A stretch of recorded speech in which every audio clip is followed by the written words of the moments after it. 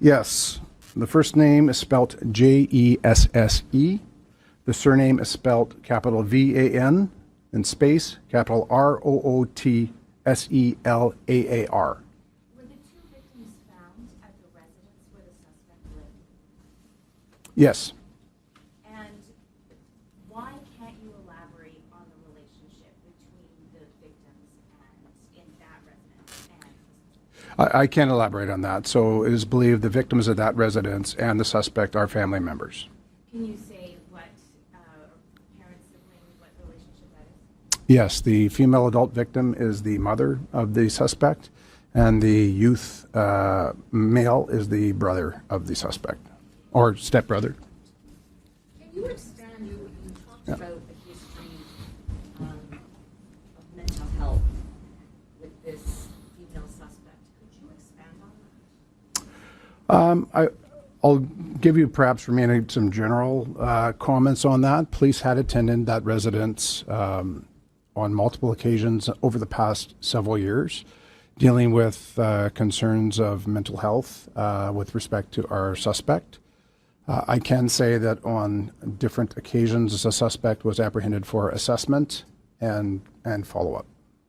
So apprehended under the Mental Health Act? Yes. Taken to hospital? In some circumstances, yes. Any indication whether or not the suspect was receiving any help for their mental health situation regarding counseling, any of those services that are involved? I don't have that information at this time. If the suspect was currently receiving care, I don't have that information at this time. Any of the interactions with police, did any of them have to do with weapons? Yes. In particular? Yes. Could you expand on that, please? I will say that, again, I'm not trying to be too circumspect, but police have attended that residence in the past, approximately a couple of years ago, where firearms were seized under the criminal code.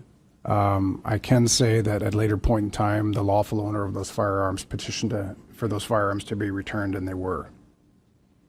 Were criminal charges laid in relation to those firearms? No. What firearms with FYI media? My question is, we've heard all around the world reports coming out from different media, not local but world, and we've heard people from Tumbler Ridge, actually people that know the shooter, and they are all saying that this person is transgender. Why is the RCMP not speaking to this? Why are we hiding this from the public? Well, first off, thank you for your question. We're not hiding it. In fact, you're the first media to ask the question.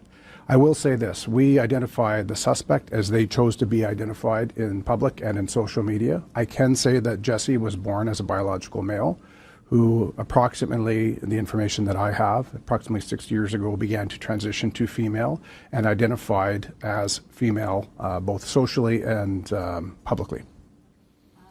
Unfortunately, we've heard a lot of transgender and masculine shootings. Do you think there's a correlation here? It's too early to say whether that has any correlation in this investigation. I think it's important to recognize that this investigation is still in its infancy. We have scenes still locked down the school and the residence while we execute search warrants and gather further evidence and talk to witnesses that may have further evidence for police. Can you tell us about the weapon? I'm just wondering, can you tell me when were police prior to yesterday last in contact with Jesse? That's a good question. I probably have that answer somewhere here in my papers, but I believe we were there sometime last year. So nothing in the last few days? Nothing in the last few days, that's correct. Okay, and you talked about the guns that were recovered. And can you say anything about who owned those guns, whether he had any? So I will say this. I know the guns are of significant interest to everybody. Part of the reason we haven't identified the specific models of the firearms or ownership is because at this point in time, our investigators continue to pursue those leads. We want to make sure that the information we do provide is accurate. We want to ensure that we can identify properly the ownership of the firearms, how they were procured, whether they were lawfully owned, unlawfully owned, whether they were manufactured, and whether there could be any other parties to an offense that we are not yet aware of. So when we are able to release that information, we certainly will. He was quite young. Did he have a license? I can say that she had a license that had expired. I believe it was in 2024. She did not have any firearms registered to her. Can you talk about, sir, any indication in the information you have regarding Jesse experiencing bullying at the school, any sort of difficulty at the school because of this transition from male to female? I do not have any information to suggest that was the case. I can say that Jesse dropped out of school approximately 4 years ago and was not currently attending the school. Sir, I have a question here from Jared from the Western Standard. They wanted to just know why we waited until now to confirm the identity of the suspect. It's a good question. I know it's one of concern, specifically with the speed of social media. I think it's important to recognize that yesterday, when we first provided a media availability, it was approximately 5 hours after the active shooter event. At that point in time, we were still trying to lock down locations. We had victims that we were evacuating. As you can imagine, the scene was quite chaotic with significant amount of trauma. And it's important for us, when we do release information, to get it accurate. I point to the case of now having to correct and say that there's only 9 deceased persons instead of 10. We want to get information out as quick as possible, but we also appreciate that that information needs to be accurate, because particularly when we're dealing with victims or are dealing with the identity of a suspect, we have to take into consideration, in this case, our suspect was deceased. We had to locate next of kin to notify them. So I would hate, notwithstanding the public interest, I would hate for someone to find out that their loved one was deceased coming from our podium or coming from the news media in advance of being told in person. And then I have one other question here from Ruth with Energetic City. Was the suspect related to anyone in the school? I can say that the suspect was not related to any of the victims of the school. I don't have any broader information beyond that, other than say that the suspect was related to the 2 victims at the private residence.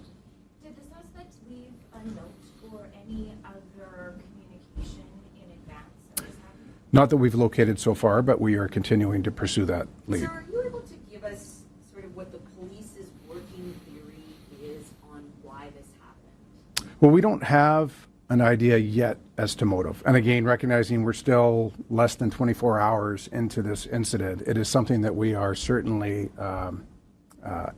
passionately pursuing.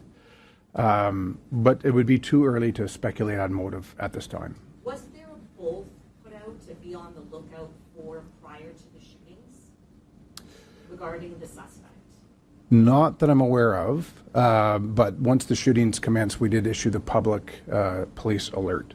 And did police open fire on the suspect? Police did not return fire, to the best of my knowledge, but went into the school. Where in the school were the victims killed? There was one victim that was located deceased in the hallway, in the stairwell of the school, and the others were located, I believe, in the library of the school. Can you comment on the home of the shooter? What was it like? Was it disarray? Sometimes when there's some sort of abuse going on, there's certain things you can see in a house. Was it anything like that apparent? I can't comment yet on the nature or the environment of the family home. It was locked down originally for to secure a search warrant in order to allow our investigators to go in. So I can't comment at this point in time. And you were just watching the Royal Canadian Mounted Police giving an update in Surrey, British Columbia, Canada about the shooting in Tumblers Ridge. And the motive, the police officer said, is still unknown at this point. However, the suspect does have a history of mental health and a transgender history as well. Next, the Trump administration is authorizing new oil and gas activity in Venezuela under a new license. It's a step